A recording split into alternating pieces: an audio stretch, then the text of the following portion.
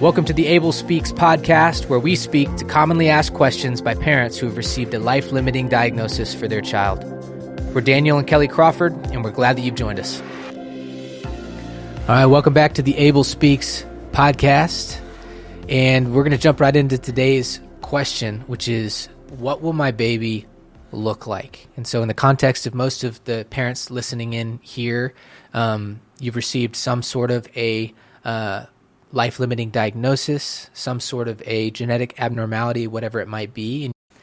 Yeah, this is just a really common question that we get from parents. And initially, I think they're almost embarrassed or ashamed to discuss that with us or bring it to light. And so it's normal. There's no shame in asking or thinking that of just, hey, what will my child look like if they're going to look different than maybe a typical newborn?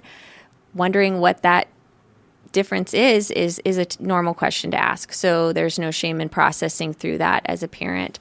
We usually encourage parents to not Google their child's diagnosis and start looking up photos. It just does not help, and is usually like an extreme version of what might be. And so we just have never found that to be a helpful resource in this regard. And so, but then what we were told when we met with our mentor couple, they weren't called that at the time, but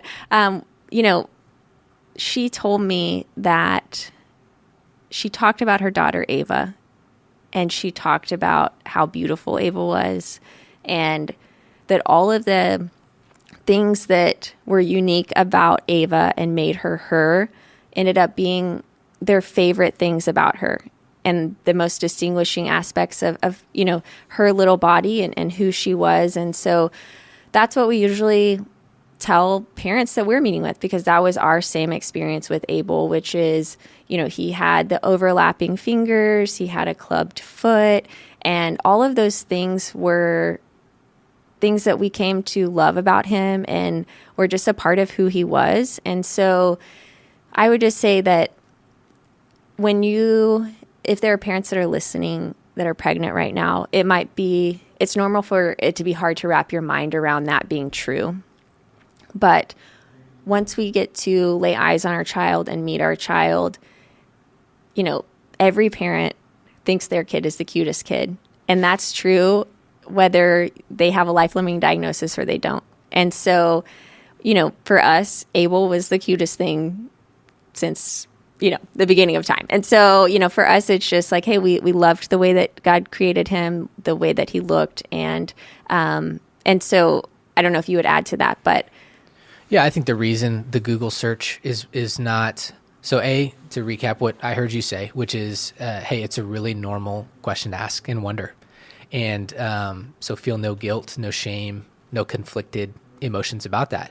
I would say if you set to, hey, I'm going to start to act on that question and try and maybe find out and learn more for myself, that the general internet is probably not going to yield the most comforting results, whether that's just because of the quality of the photos or sometimes they're just like sketches and just things like that.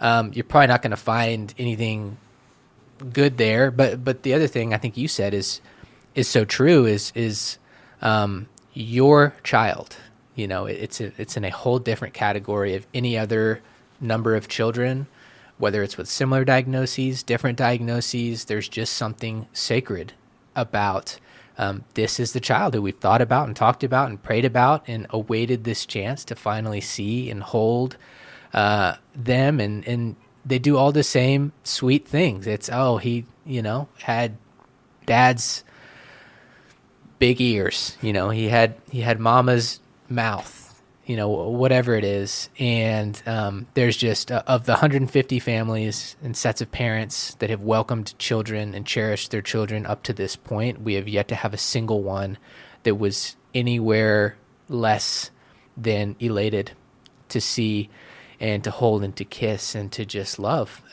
their child that they finally had the opportunity to meet. Mm-hmm. And so anything else you would add?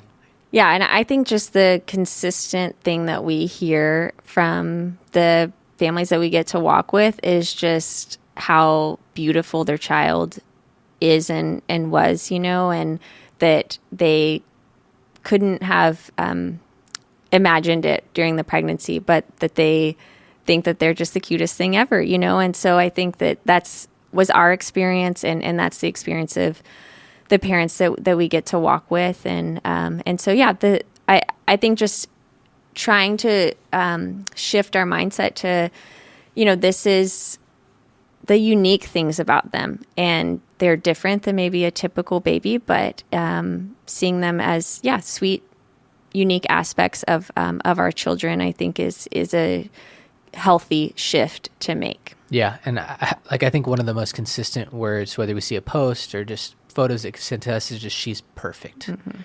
And just what a beautiful, just to step back and just think about that, where, hey, in the eyes of the world, in the eyes of a generic Google search, it's like, I noticed that looks different, and there's that facial feature that's atypical, and whatever it is. But just in the eyes of mom and dad with baby boy or baby girl, to just say she is exactly who we've been thinking about, praying about, that the Lord has entrusted to us, and we love her, we love him exactly the way we have received and been blessed by them.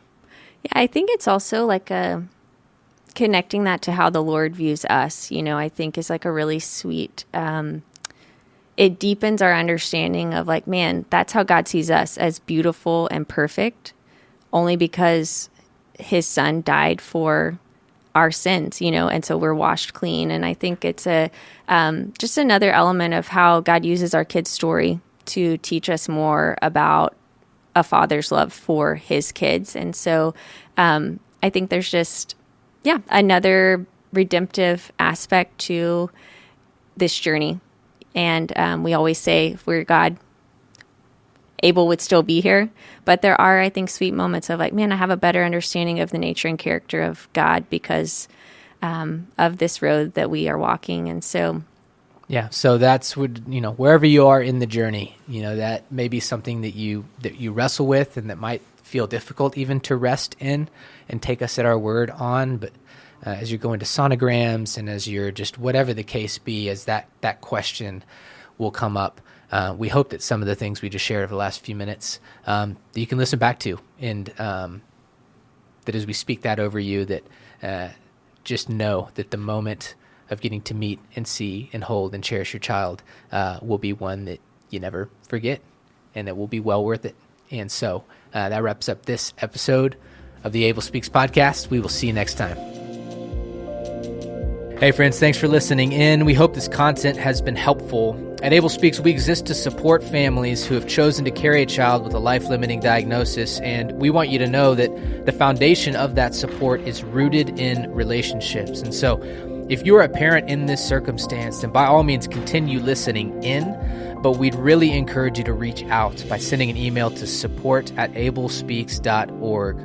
Again, our heartfelt prayer is that this episode has served you in some way, and that we might have the opportunity to serve you further in the future. The Abel Speaks podcast is produced by the team at Tarno & Company and mixed and edited by the team at Sound of a Rose.